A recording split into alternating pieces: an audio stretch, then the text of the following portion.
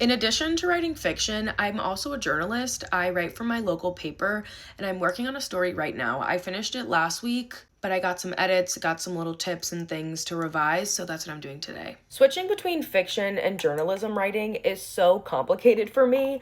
When it comes to fiction, when I'm working on my novel, I have total freedom to be as emotional as I want, as descriptive as I want.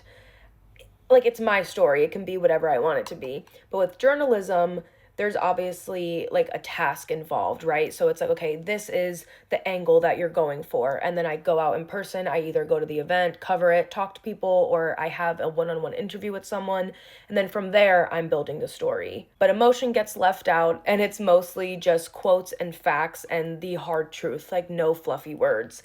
That has been a challenge for me. My first couple articles, all of my notes were like, this is great, but it's a little too, it's a little biased. So I've been working on refining my voice, and I'm kind of getting the hang of it. Definitely prefer fiction, novel writing, creative writing, free writing over journalism, but it's great, and I'm just thankful to be being paid to write, which is awesome and actually a dream come true.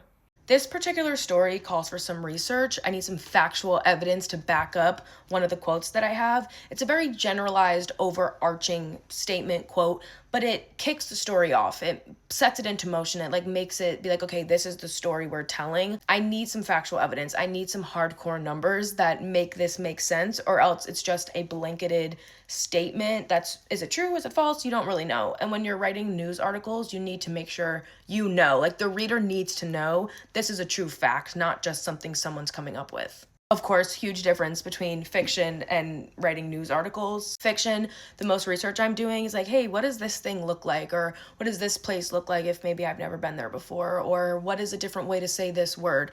I'm not necessarily looking up direct facts that will make or break the story. So a little more pressure with the research. I was hoping to find a more local-based article, like something that would pull real numbers from our direct area, but that doesn't exist. So I'm just gonna use a nationwide number that I found and then figure out how to tie that back in and just make some edits on that. I think these edits are complete. I'm going to send it off again, get more feedback, see if this was the improvements they were looking for. If not, work on it again. But hopefully this is the end of it and I don't have any more edits to make. Now I want to go work on my own writing, my fiction novel.